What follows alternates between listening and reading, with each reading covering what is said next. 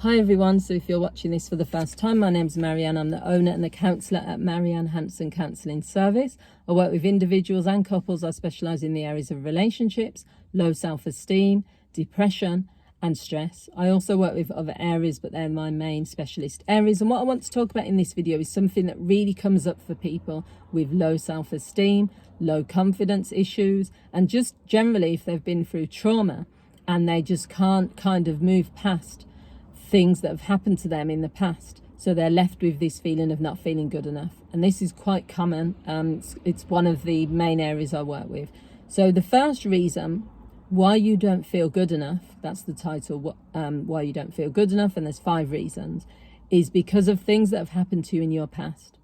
So the key thing, when we're feeling a certain way and it is a negative way that we feel, it's always good to kind of be your own detective. Try to figure out, where is this coming from? Why do I feel like this? So many people, not only that I work with, but just in general, will feel something and it will be a negative thing. And then they'll just keep feeling it. They'll just keep experiencing it. And it will become almost like a habit.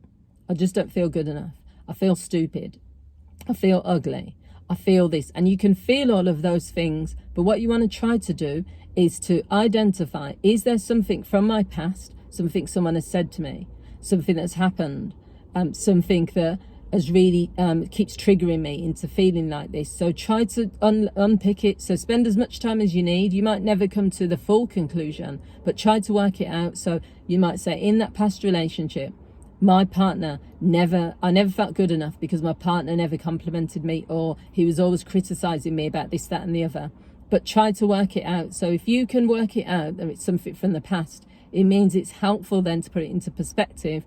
That thing isn't happening now, and you might say, do you know what, I need to leave the past behind. I feel good enough now. The second thing is because you have so much negative self-talk and an inner critic that is like on your shoulder literally, with you all the time, and that's why you don't feel good enough. So maybe you get up, you put on your favorite outfit, everything's feeling good, you've got good vibes, good vibration, but then this inner critic is like a little thing on your shoulder saying, you don't look good in that, you don't deserve to be happy, you shouldn't be in this relationship showing off, it's not going to last.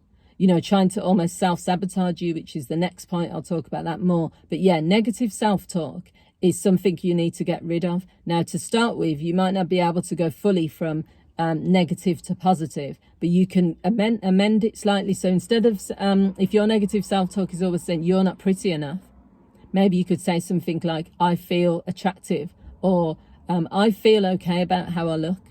That is like not too far a stretch to say I am beautiful, because we have all these affirmations and people trying to say I am beautiful, I am rich, I am this. If you don't really feel that, you can't start with those types of affirmations. You can, because you'll say them over and over again, but it's better to be realistic. Look at where you are, look at what sounds more like that you can resonate with. So the third one is self-sabotage, and that's why you don't feel good enough. Because every time you're in a situation where something good is happening, you sabotage it, because it's easier, or it feels more normal to sabotage that event or that thing than it feels to actually experience it. You don't like the feeling of being vulnerable. You don't like the feeling when people say this, oh, it's too good to be true, this isn't going to last. Good things don't happen to me.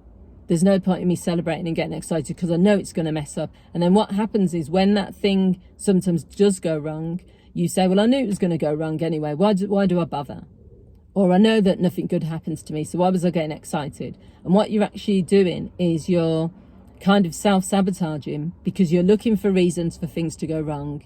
When things do go wrong, you are, failing to realize that people are going to have failures. They're going to make mistakes. You don't build the resilience to move past it. So therefore you get stuck in this, it's me, I'm the problem, I'm not good enough, that's why things happen to me. And the fourth one is you don't allow yourself to be in the moment and give yourself permission to feel good enough.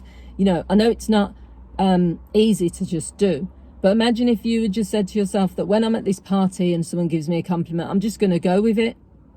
I'm just going to say thank you and just accept that was a nice compliment. That means maybe I do look good.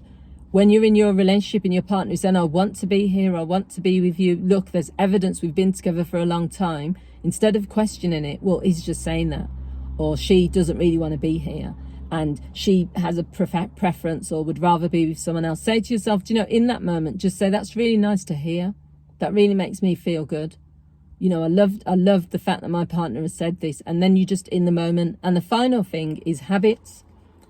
It's all the things that I've mentioned. Getting into habits of negative self-talk, habits of saying that you're not good enough, habits of not believing anything that people say when they say good things, habits of referring back to the past as evidence rather than being in the moment. And if you continue with those habits, it means that you're never going to feel good enough, because the habits are going to become your parts of your feelings and parts of your behavior. So that how can you escape like this cycle that you're in? So the only way to do it really is to start small, with step by step. Say to yourself, you're going to do the affirmations, but they're going to be real ones that resonate with you. You're going to be in the moment, and you're going to experience accepting compliments and not feel like you have to push them away. You're going to try not to self-sabotage, or you're going to try and realize when you're doing that. So there's lots of things you can do, but it's a long journey, and counselling does help. And I work with clients, not just giving them strategies and exercises to do. We really go deep. We look at where it's come from, the origins, the roots, and we work on that, because it takes time to heal those wounds. So I hope you found this video useful. If you have, feel free to share it with others. Feel free to let me know what you think as well by leaving comments, and consider subscribing to this channel if it's something that you're interested in. Thanks for watching. Bye.